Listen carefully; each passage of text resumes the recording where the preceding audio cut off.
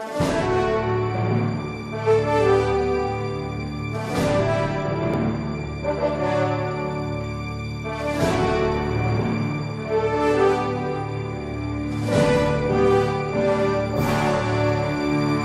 resposta católica de hoje, nós queremos responder às dúvidas de vários dos nossos internautas a respeito da intercessão dos santos.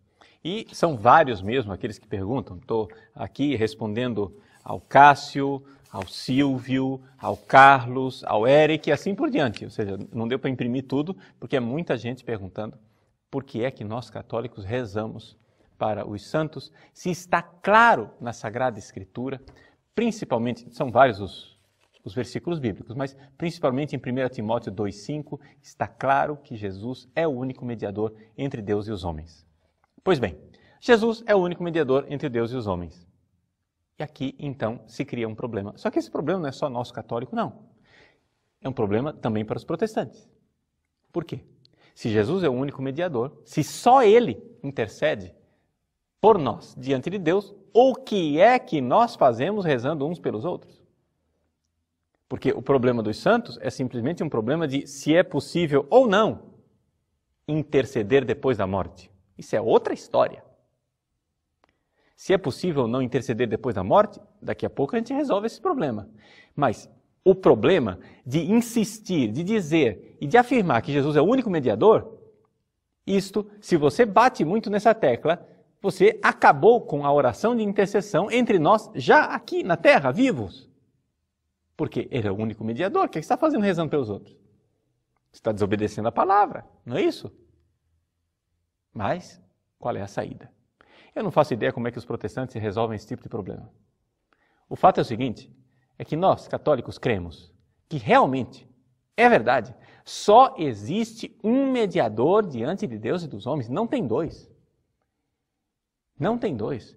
Não é que Jesus é o mediador principal e os outros são coadjuvantes. Não, para com isso. Só existe um.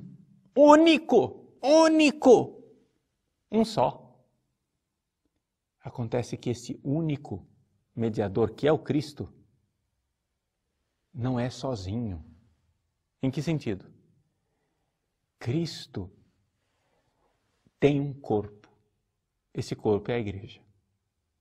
Ou seja, nós cremos ou não cremos naquilo que está na Sagrada Escritura? Que Cristo é a cabeça e nós somos os membros do seu corpo. Ora, se nós somos os membros do corpo de Cristo, então nós somos membros deste único mediador. Nós somos membros deste único intercessor. Então é por isto que, por exemplo, São Pedro pode falar que nós cristãos temos um sacerdócio santo. É por isso que o Apocalipse pode dizer que nós somos um reino de sacerdotes. Você vai dizer, mas não é possível? O único sacerdote é Jesus? Diz a carta aos Hebreus. É verdade, o único sacerdote é Jesus. Mas este único sacerdote não é sozinho. Ele é a cabeça de um corpo. Só existe um mediador entre Deus e os homens, e é o Cristo. Mas, por favor, o Cristo total. Não somente um pedaço do Cristo. O Cristo todo, cabeça e membros. Porque nós somos membros do corpo de Cristo. Então é isso que permite a mim interceder. E os evangélicos protestantes, eles intercedem uns pelos outros. Eles impõem as mãos uns pelos outros.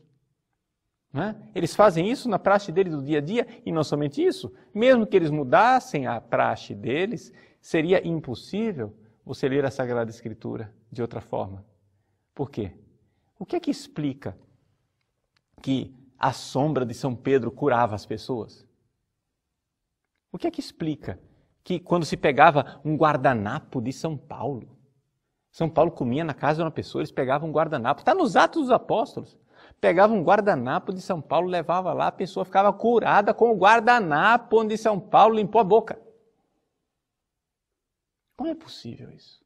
Se só existe um mediador, só existe um salvador, só existe um nome no qual todos são salvos, só existe um que opera os milagres, Jesus. Como é possível isso? Responda, meu irmão. Vamos lá, responde agora você. Vamos lá, sua teologia. Só que acontece o seguinte. Se você vai justificar e dizer que isso não é mediação, você está trapaceando. Porque é. É uma mediação. A cura chegou através do guardanapo de São Paulo. A cura chegou pela sombra de São Pedro. A cura chegou pela palavra de Pedro que diz, levanta-te, não tenho nem ouro nem prata, mas o que eu tenho te dou, em nome de Jesus Cristo. Levanta-te e anda. Se isto não é intercessão, o que é então? Não é? Ou seja, tem bico de pato, tem asa de pato, tem pé de pato, anda trôpego assim, faz quaquá, e o que é? Uma vaca? Acho que não. Né? Se a coisa, ele age como intercessor, ele faz tudo de intercessor, ele faz tudo de mediador, ele age numa mediação, você vem para cima de mim dizer que isso não é mediação. Ah, meu irmão, você arranja outra desculpa. Isso é desonestidade intelectual. Você é um desonesto, é somente isso. Porque você não quer a verdade. Então, vamos ser objetivos. Existe, sim, um único mediador. Mas esse único mediador é um corpo. Ou seja, tem a cabeça que é Cristo e tem os membros que são os membros da igreja. E é por isso que eu posso rezar por você e rezo. Por exemplo, eu rezo por todos os protestantes todos os dias, para que se tornem bons católicos e entrem no céu. Todos os dias eu faço isso. Né? Se não entrarem agora nessa vida, no momento final, na hora da morte, quando Jesus se apresentar para eles, e de eles então receberem a palavra de Deus, e Jesus chegar e apresentar para eles que eles têm que entrar na igreja verdadeira, eu tenho certeza que muitos protestantes, na hora do encontro com Cristo, no final, irão se arrepender e irão entrar no céu.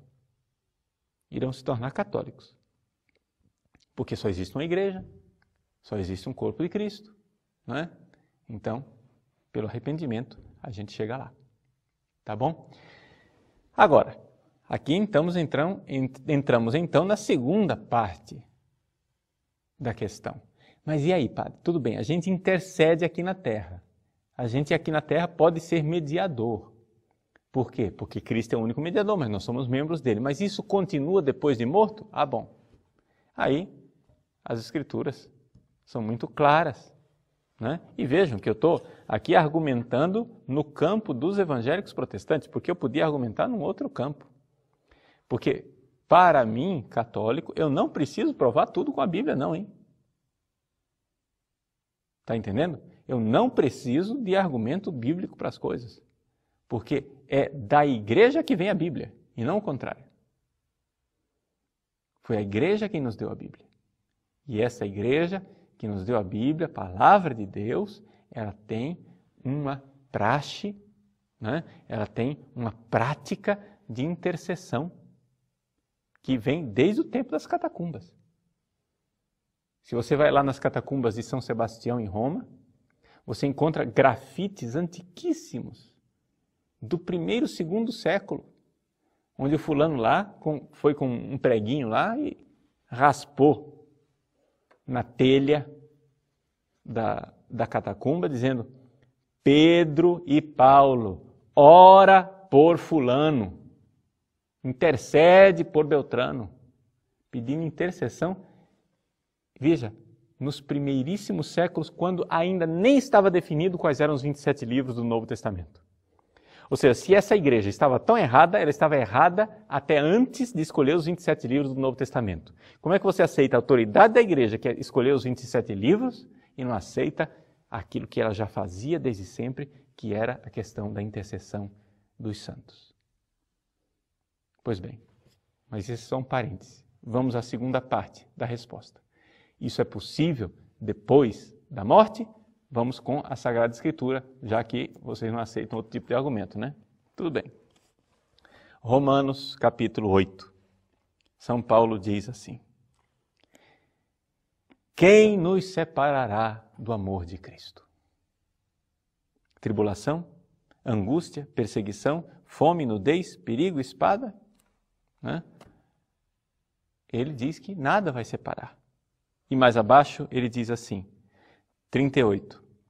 Tenho certeza que nem a morte, nem a vida, nem os anjos, nem os principados, nem o presente, nem o futuro, nem as potências, nem as alturas, nem as profundezas, nem outra criatura qualquer será capaz de nos separar do amor de Deus que está no Cristo Jesus, nosso Senhor.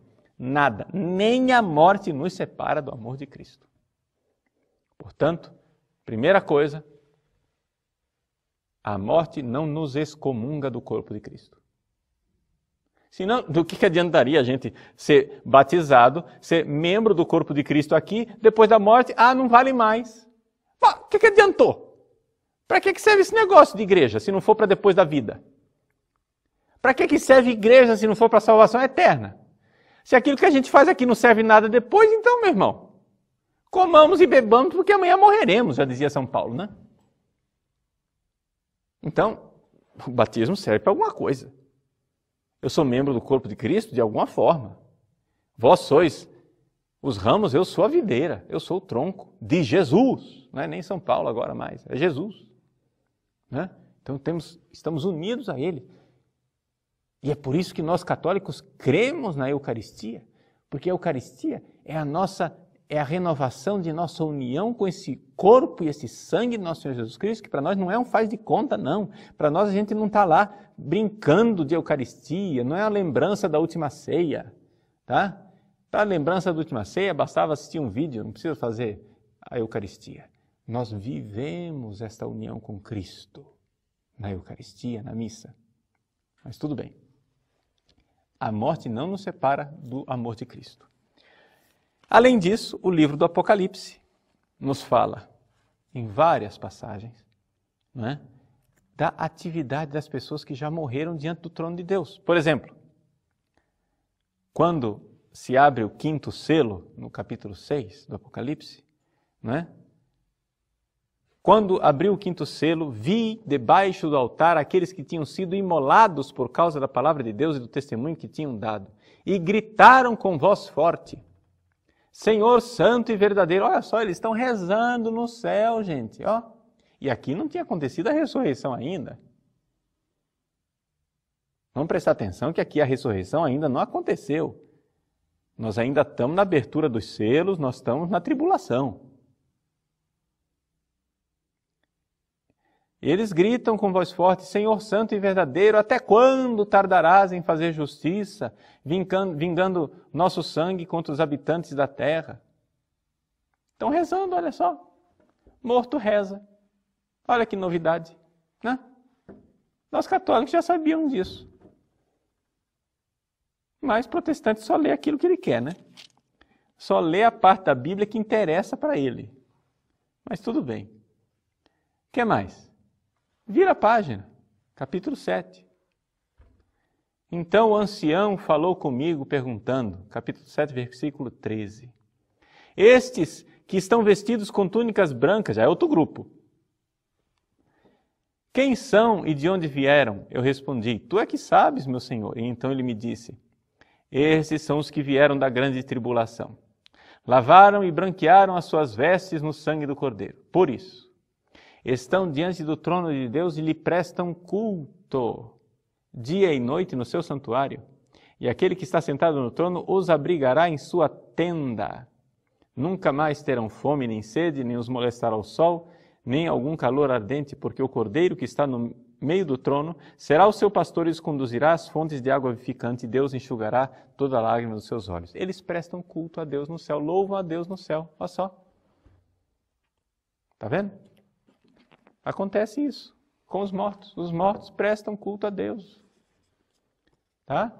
Então, os mortos prestam culto a Deus, os mortos rezam, os mortos intercedem. Quem nos separará do amor de Cristo? A morte? Mas de jeito nenhum. A morte não nos separa do amor de Cristo. Agora é evidente que depois, no último dia, haverá a ressurreição e essas almas ressuscitarão no último dia. Né? Corpo e alma, nós entraremos no triunfo do céu. Mas por enquanto não tem isso. Por enquanto o que é que tem? Né?